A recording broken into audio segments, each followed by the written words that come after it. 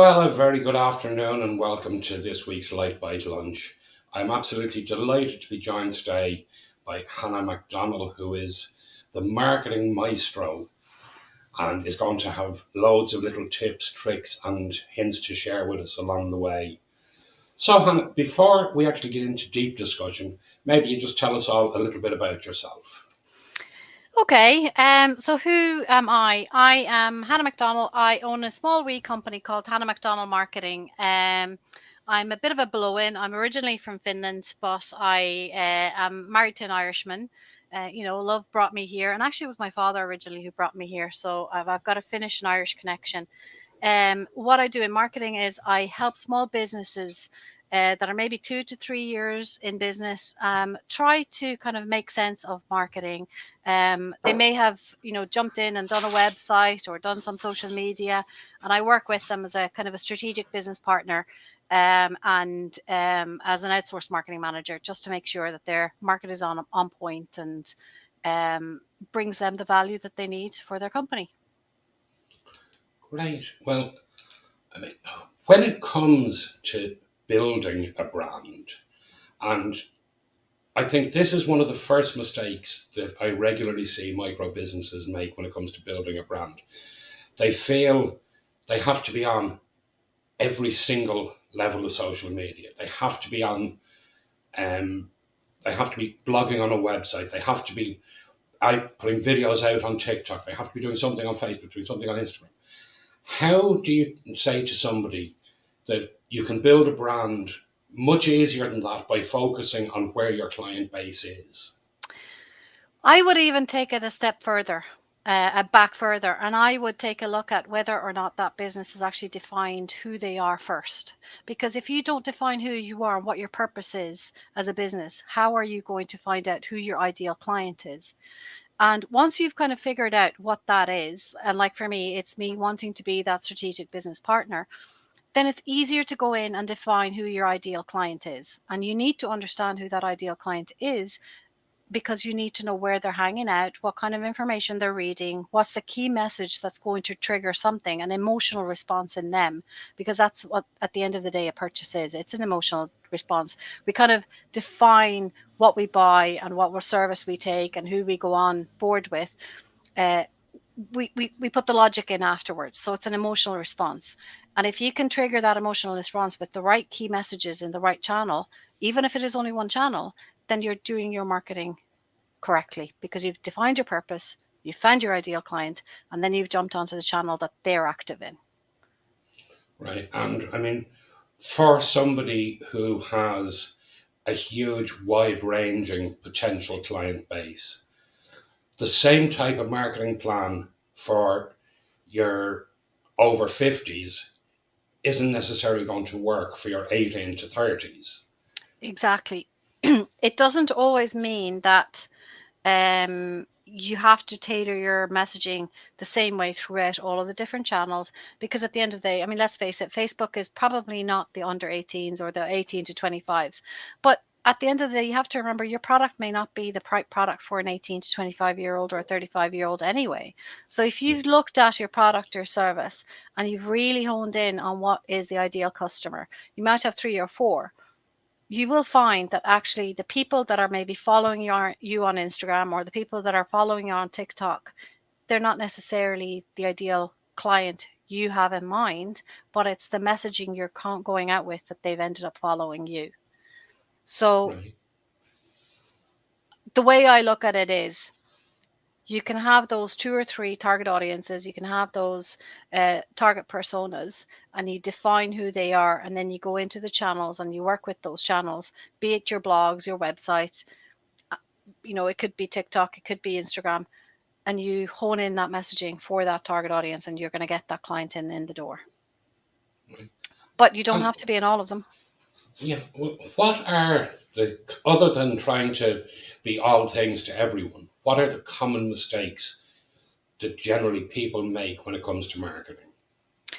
Um, Okay, one of the mistakes I see quite often is that you jump onto a channel, be a social media channel, say you're on Facebook, and you're doing a load of things on Facebook, but you haven't looked at the customer and put the customer at the center of what you do, and you keep telling them what you're good at, not what the customer, not what the pain point you're trying to solve for them. So it, at the end of the day, I keep repeating it, that you have to focus on the customer, but solving their pain point is what they're going to be interested in reading. What's in it for them? That's how we all read anything that we read. That's how it's all, at the end of the day, very common sense and human behavior. If I take my mobile phone and I look at something, an ad that pops up, it either triggers an emotional response in me to look at it further, or it doesn't. And if it doesn't, I'm not the target audience. If it does, I've done my job correctly, or whoever the marketer has been has done their job correctly and gotten that emotional response. So the mistake quite often made is that companies talk about what they want people to be in front of the audience and not what the customer is reading. So that's one. Number two, they spread themselves way too thin, and they go on to TikTok and Instagram and Facebook and Reddit and wherever channels there may be, instead of doing one of the channels correctly first. That's my personal opinion. I know some marketers believe that you need to be in all of them, and some believe that you don't. But in my opinion, if you do one correctly and you hone in on that and you look at your marketing metrics and see what's working and you tailor your content based on what's working, it's so much easier then to move on to the next channel and the next channel, rinse and repeat, rinse and repeat. So it's that. The other thing is consistency. If you're not turning up consistently, being in front of the audience in the right way at the right time, say you do 3 posts in Instagram this week and you don't do anything for 6 months, you're missing out on the social credibility factor. So if you're not consistently doing the right messaging in the right channel at the right time, you're going to lose out on the opportunity to be in front of that audience when they're making their decision to buy. Right. Well, when it comes to things like that and to the consistency, to be deemed consistent, should you be posting at the same intervals all the time, as in the same times on the same days every week? Or should it be a case that you're posting twice a week and it doesn't matter whether it's Monday and Wednesday this week or Tuesday and Thursday next? Like, how would you define the consistency that's required? Consistency doesn't necessarily mean that you're putting 5 posts a day, or 5 posts a week, say, every day at 5 o'clock it goes out. That's not necessarily what I mean with consistency. With consistency, what I mean is that you go out and you do that social media post, for example, and you have the right message in it that you know that's going to land with that audience, and you keep that message going across the board with all of the messaging that you do.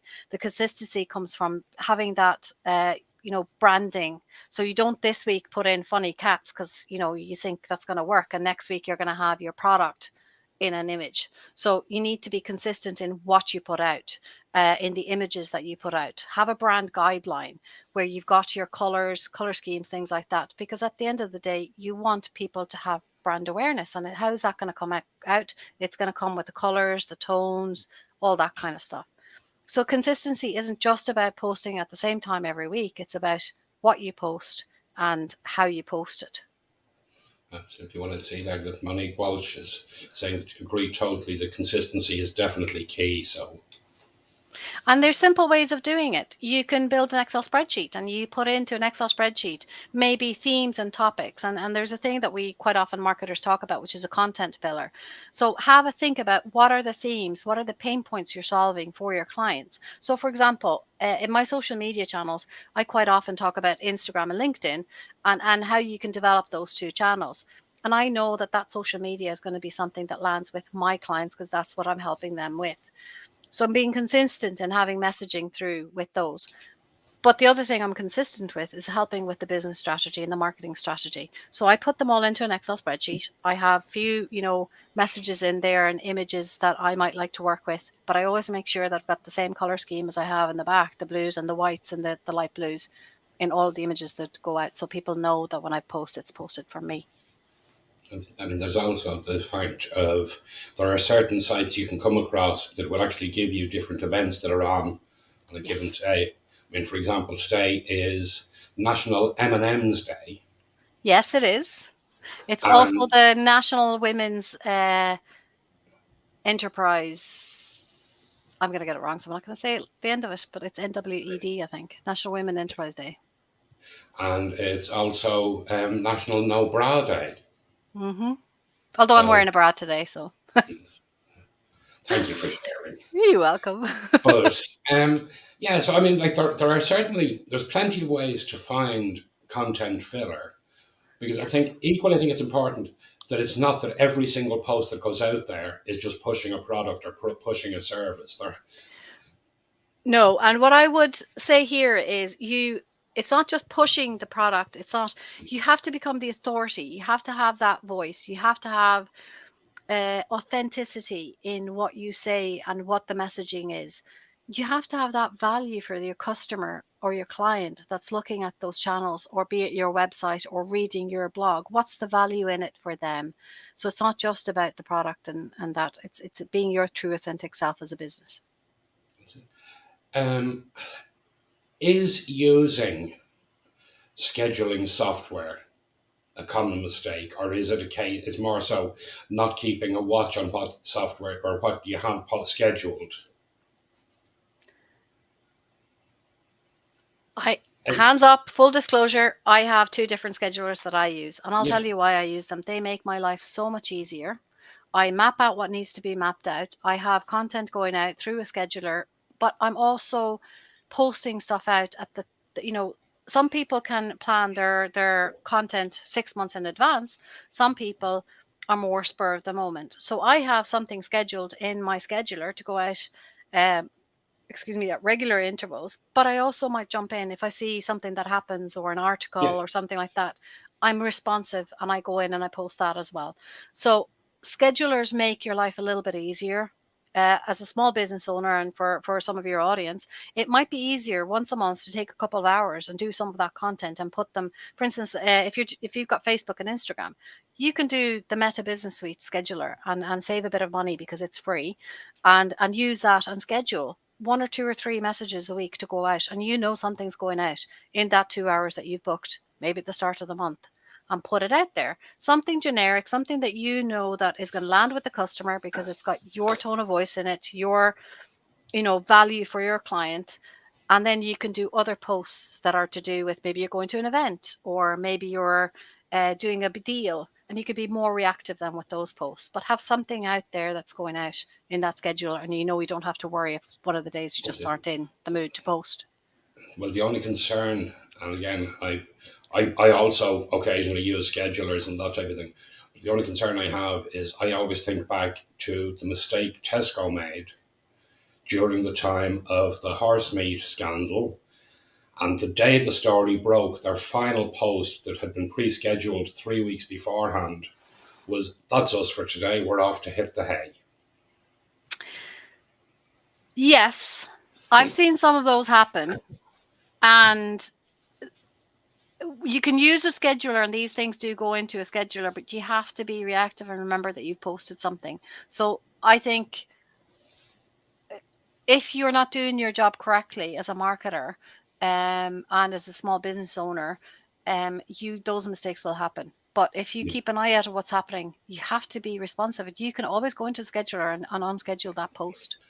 Right. And Monique was just asking for the name of that free scheduler that you mentioned there. So at the back end of Facebook, there is a Meta Business Suite. If you have a business account on Facebook, and that's a free service that you have on Facebook, and you can schedule Facebook and Instagram if you've connected your Facebook and Instagram account into the Meta Business Suite.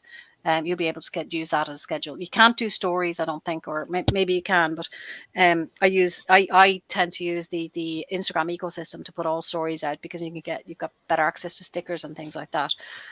But I use it for my regular grid and real posts and just plain Facebook posts, the back end of the Meta Suite, because it's dead handy, really. And how far ahead can you actually book using, like, can you schedule using MetaSuite? You can probably book a lot further than I think, but I don't tend to put more into it than about a month or a month and a half in advance, and I'll tell you why. As that example that you used with Tesco, you don't want to go 6 months down the line and forget what you've posted in there. You want to constantly be in there checking that it's still on point. It's still what you want to say. So I schedule about 4 to 6 weeks and I go and regular check. The other thing you need to keep in mind is metrics. What gets measured gets done. And if you keep an eye on how your posts are performing, you know whether your content is on point to your customers. So if you're scheduling a post 6 months down the line, in advance, and you do something similar in the first month and it really didn't work, what's the point in keeping it 6 months down the line? Yeah, absolutely. So we'll move on. And I just want to make very quick mention in relation to this week's Micro Business Awards. You've heard me going on about them, and I think our logo's about to pop up there.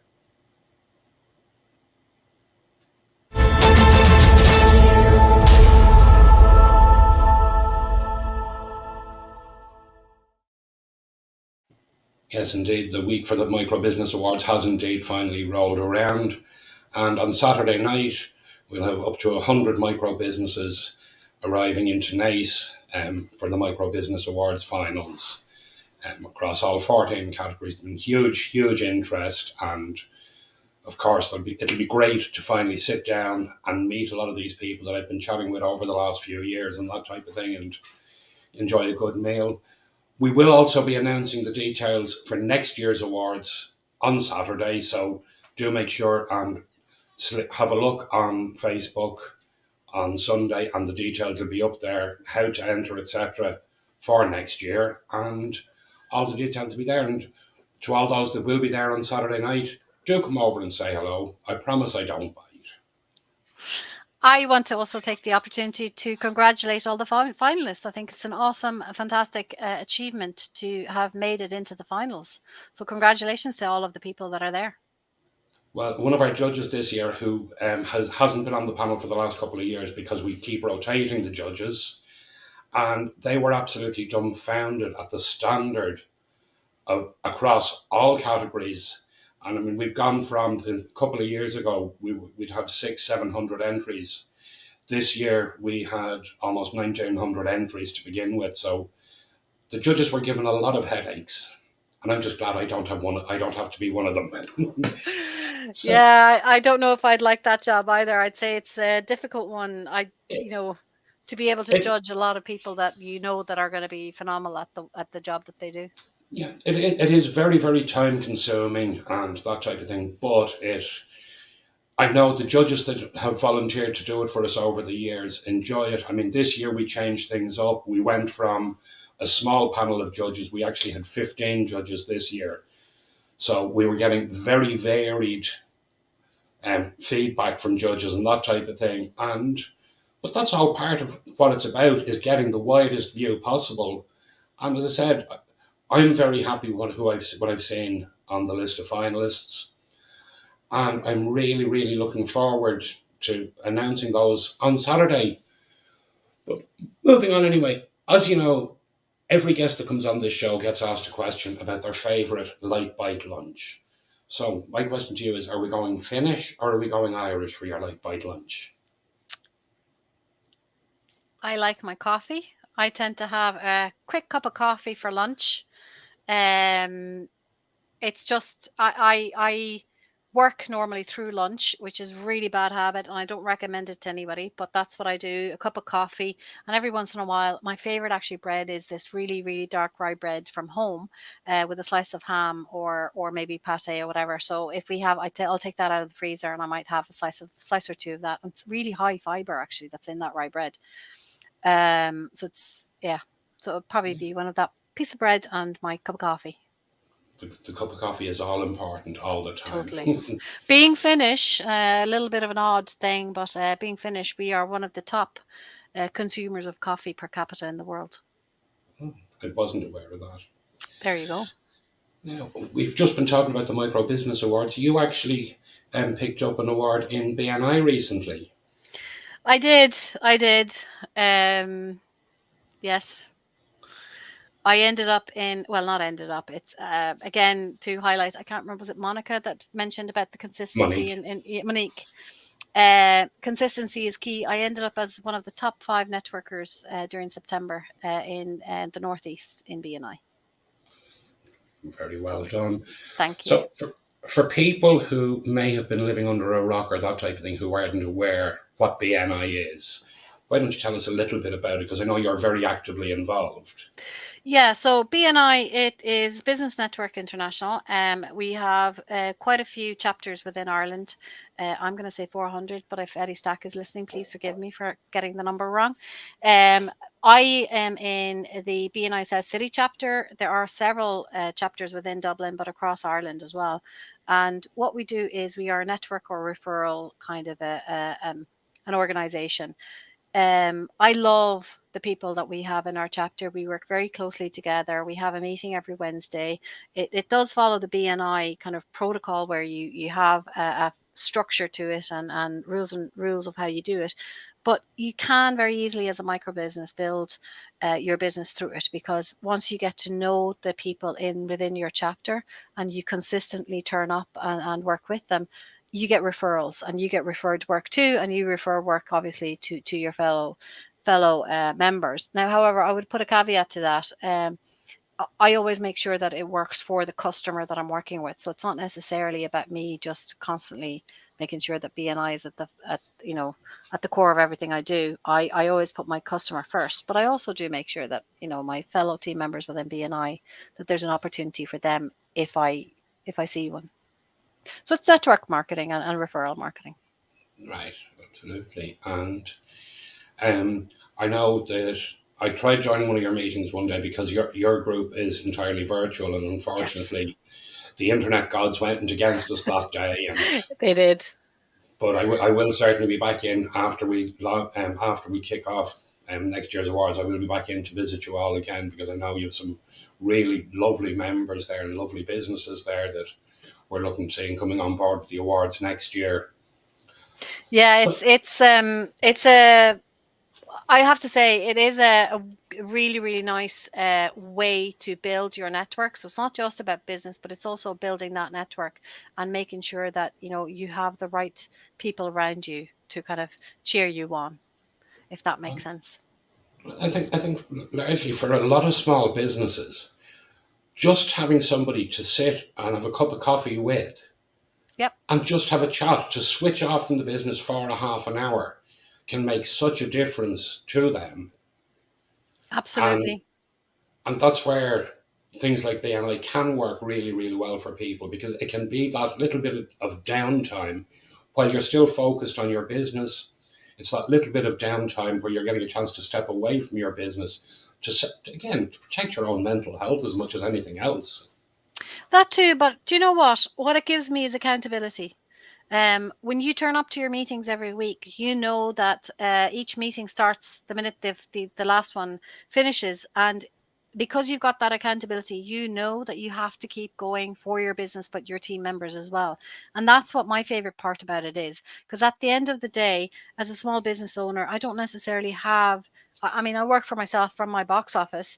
And I don't have somebody to maybe bounce ideas off. So I can really easily pick up the phone, have a one-to-one with one of my BNI colleagues, and have that opportunity to be accountable, but have that business partner working with me as well. So to me, it's not necessarily about the switching off. It's about how do I leverage that network to make sure that I am still getting my business where it needs to go. So, having moved here from Finland, how are you finding life in Ireland? It's my home away from home. Um, I was 10 years old when I moved to Ireland the first time around. This is my third time living in Ireland. So I'm kind of, I think I've grown my roots here now. I won't be moving again, I don't think. And Ireland has, we're very similar, Finns and Irish in some ways, and then totally opposite in others. And I'm trying to take the best of both worlds, to make sure that, you know, this is my home, but I'm not going Yeah. to forget my roots either. Oh no, absolutely, absolutely. I mean, given a half a chance, and there's a lot of people listening will know, I will happily retire to the west of Crete when the time comes. Um, but Ireland will always be home. But Crete holds a special place for me, having lived out there for a couple of years. And Really? I just see Maggie there saying that it's so true that sole business owners are often alone. And I think it's important to know that there is support for them there through the Totally. various different means possible. And So, and and I would say, sorry, I didn't mean to cut across you there, but I would say that there are other networks out there as well as BNI. So if BNI doesn't feel like the right network for you, there are other ones. And I actually have an accountability buddy that I reach out to once a week. I'm actually going to jump on a call with her after this. And for me, it's not just about that accountability. It's to make sure that I'm just not alone. yeah, absolutely, Mm. absolutely. Well, the clock is very quickly catching up on us, It so is. I do want to check with you. What would you say are your top three or top five marketing tips? Okay. I think we touched on one of them already, or two of them already. Number one, I think make sure that you found your purpose, and make sure that whatever you do in your business, it's aligned to that purpose. I'm stealing a little bit of Finola Howard's kind of marketing strategy here, but if you don't enjoy what you're doing, um, and you're not being your true authentic self with your business, people will see through that, and it's going to be very hard for you to do your marketing if you're not doing it for the biz with that business purpose in mind. Number two, keep your customers at the center of everything you do. Talk to your customer. If I'm doing email marketing, for example, I have a think about what my customer persona is, and I try to talk to that persona and write as if I was talking to that persona, which brings me to tip number three. If you're writing content, write how you'd speak. Don't try to be anything else, especially if you're a solo entrepreneur like me, um, because people will see your persona come through, your company come through. So write how you speak. Don't try to do any fancy language. Plain English works just as fine. Um, what else would I say? You don't have to do everything. Outsource if you can. If it's an opportunity, you don't need to learn to do everything. You just need to be good at what it is that your core business is.